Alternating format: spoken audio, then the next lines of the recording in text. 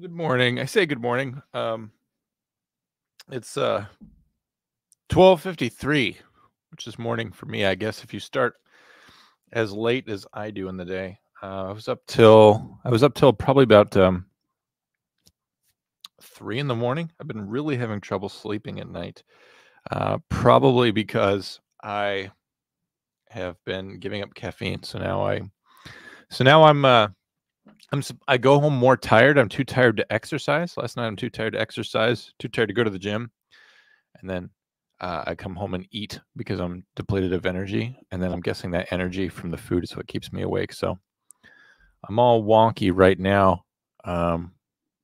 Anyway, so we got the eclipse going on right now. I'm broadcasting live from the surface of the Earth.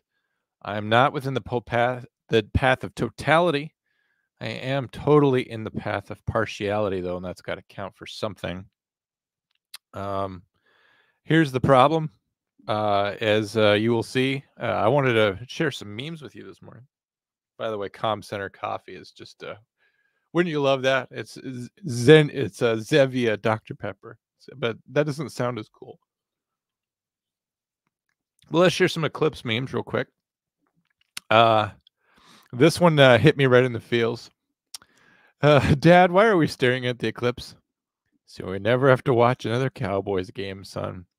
Unfortunately, that's the only way you're ever going to get away from it because the Cowboys are America's team, and they will have at least 6 primetime games this coming fall. I haven't seen the schedule yet, but I guarantee you they have 6 primetime games. So do the Bills, probably. So do the Chiefs. Probably some other teams. They'll have at least have 6. But I don't know if it's going to be about as enjoyable as watching the Earth's sun. Here's another one. Me looking at the solar eclipse, scientific evidence supporting the dangers of staring at the sun. We know we're all going to go outside and watch it, right? Just like when the tornado siren goes off, we'll get all kinds of complaints that, we didn't warn anyone, but all we did was tell them to fucking go outside.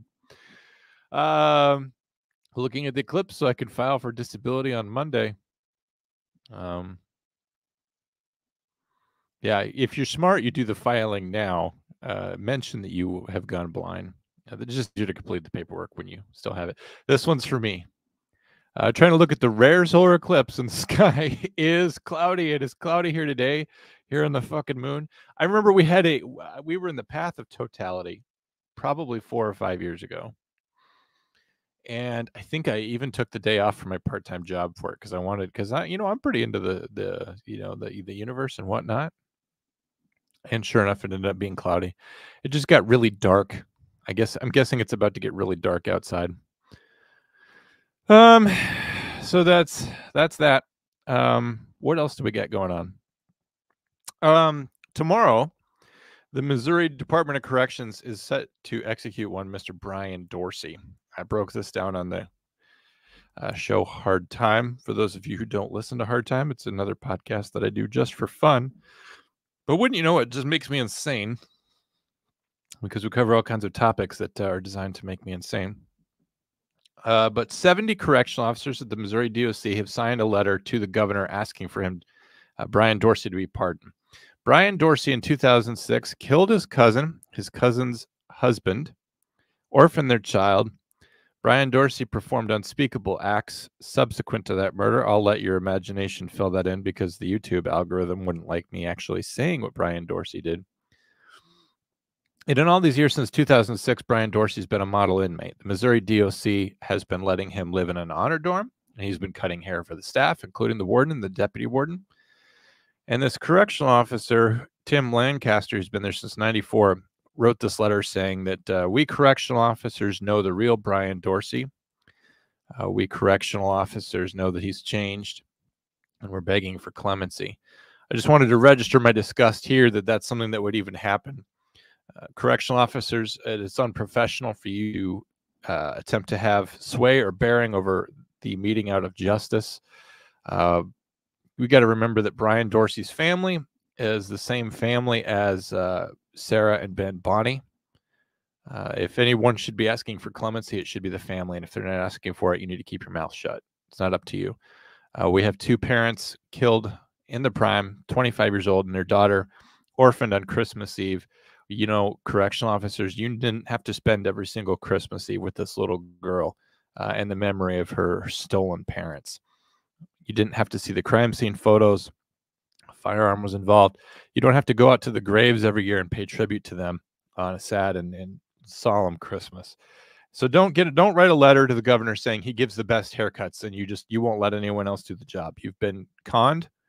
Your objectivity has been destroyed. You've been correctional officers too long. You need to trust the jury, the judge, and the family to make the right decision. Even if you object to capital punishment personally, it's your job to see that out. So I don't like Missouri DOC people forming a union to go to bat for an inmate. And I'm glad that he has been cooperative for you and that he's been a model inmate and that his behavior has changed. That's good, but we're not done serving out punishment and justice yet. So to the family of the Bonnies, I guess tomorrow's a big day for you. We'll see how it goes.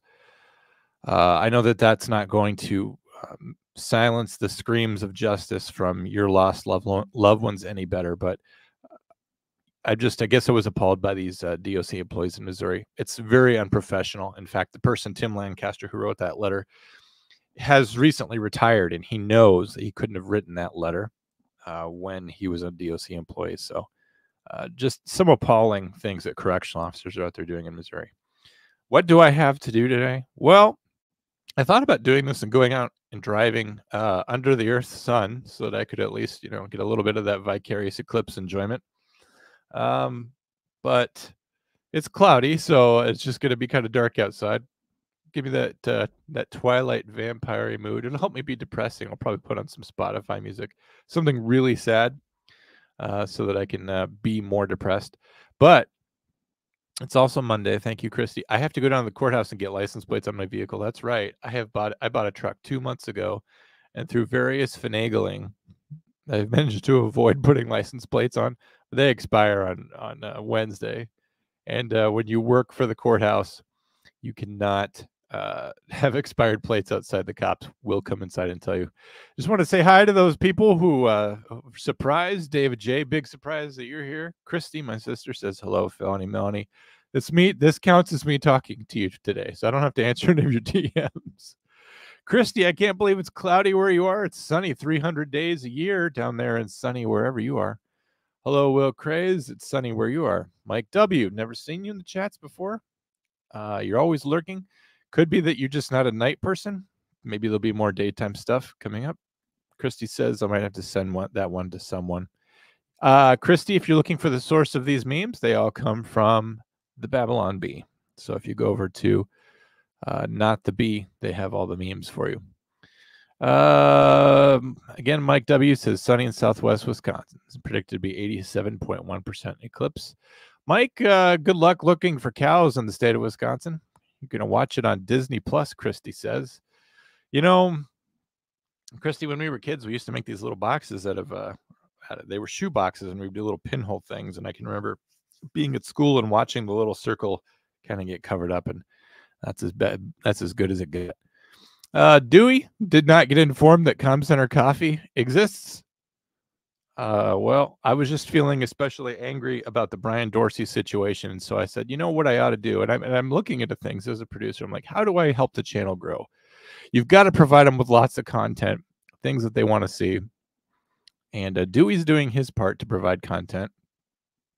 But I could always be doing more. And I was up late last night thinking about the situation with Brian Dorsey. And I looked up a picture of Ben and Sarah Bonney. And I also found a picture of their grave marker. And not to circle back on that, but I just wanted to remind correctional officers that every single inmate inside your facility, particularly if you're working in a state facility or a federal penitentiary, they've all got victims.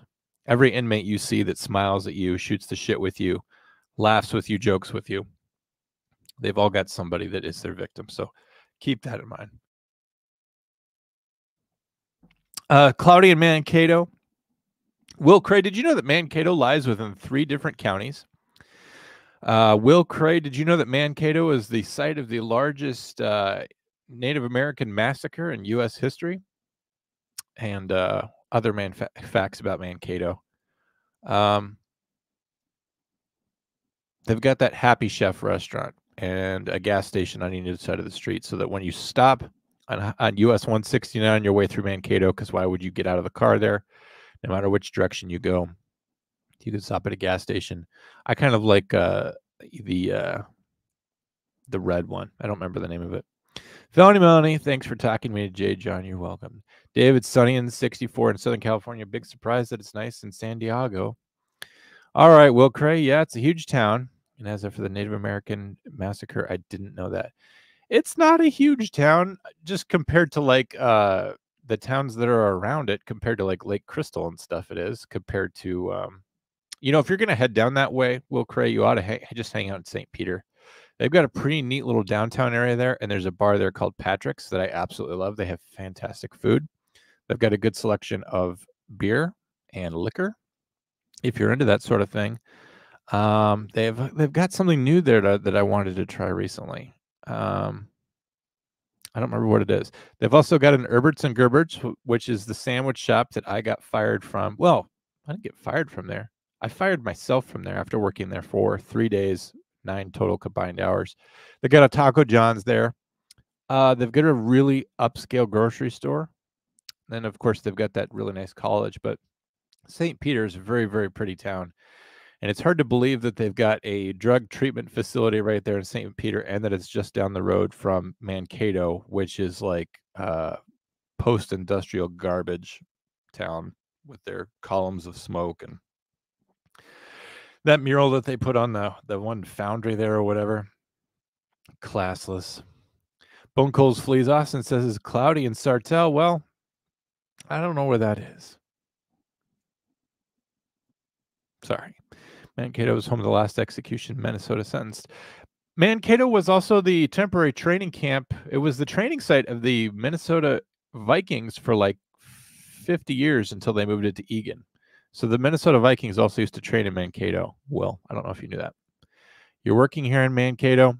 You want to go home? Well, you're only like 30 minutes away. You can drive through St. Peter and up by Henderson, and you can go through Belle Plaine and Emma Crumby's before it closed. You could have stopped there for a pie. And you can stop at Minnesota's largest candy store, and you can head right on up through the place that's after that, St. James, and then you're basically home. You're not far from home, Will Cray. I basically go from Mankato to where you live all the time. Oh, you're doing sewer work. Sorry about that. St. Cloud area. St. Cloud is somewhere I've never been. Gotcha. My newest coworker is from St. Cloud, so I will mention that. I haven't told her that I have a podcast yet, so I'll mention to her that I'm hugely famous on the internet, and one person who, for some reason, is an Eagles fan,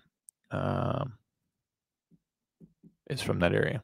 She used to work at St. Cloud State University as a police officer, but she's not doing that anymore. So I've got to go get those license plates. Wish me luck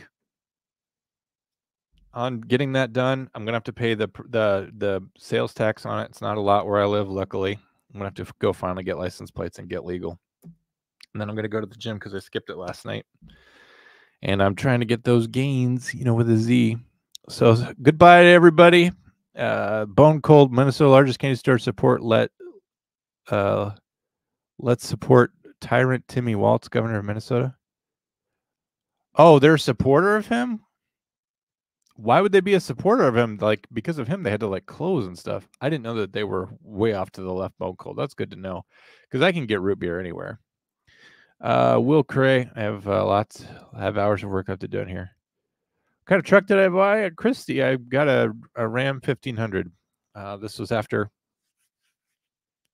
this past winter when I had all of my vehicles stuck at one point out in the driveway. It was minus 25 outside, and they had to use a shovel to manually extricate them. I decided that country living required a bigger vehicle, so I have a huge truck. Can't park it at all. It's a huge mess. Plus, the transmission's going out on my Jeep. So now I've had a pickup truck. I had a small Dodge Dakota for many years. I still have it. It's parked out back. It doesn't start either. It's one of those things that people aren't happy about me having like a fleet of disabled vehicles on my property. Yes, bone cold. I won't go back there. I don't like Governor Tim Walz. Christy, I don't know if it's something better. The story of me getting that vehicle from Minnesota was a bit of a pain. And the brakes need to be replaced, even though it's not that old, and it overheats under any conditions like using their air conditioning. So it's a bit of a fixer-upper. But all right, guys, I think 16 minutes is enough of a bonus content. We hope you have a good day. We will see you back here Thursday night for Comm Center. I believe we are covering the case of Amanda Neniger. Missing. She has now been found, and now reports that 911 may have mishandled her call. We're going to be doing a deep dive on that. Last week, Drew told me that he was editing lots of video that apparently they had been on 911 with her for almost an hour. She had waited 2 days to dial 911. So who's really responsible for the unfortunate loss of Amanda Neniger? I guess we're going to break that down. Remember, you can reach out to us by calling the Comm Center. If you want to leave a voicemail, that'd be nice to have before we do that. Call 848-COMM-911. That's 848-266-6911. You can leave a voicemail. Remember, we got that contest going on if you want to leave an iTunes review. And check out the website, Facebook. You may have heard of it, but right now on the Facebook Comm Center group, we put down an event for possibly getting it together in Des Moines. It says June 15th, I think, but that's just like, I'm just guessing. I haven't talked to Drew about it. The second week of June seems like maybe a good time to do it. Felony Melanie, who is the brainchild behind this whole thing, has to be a complete pain about it, Melanie, and say, well, I'm going to be in Chicago that week. Well, cancel those tickets, because if I'm coming to town, you're going to be there. Or, we'll just change the date of the Comm Center Conrad convention. Leave voicemail, hit like and subscribe. Please share the show with a friend. We'll see you on Thursday night. Love everybody to the extent that we're required to by YouTube law. Talk to you later.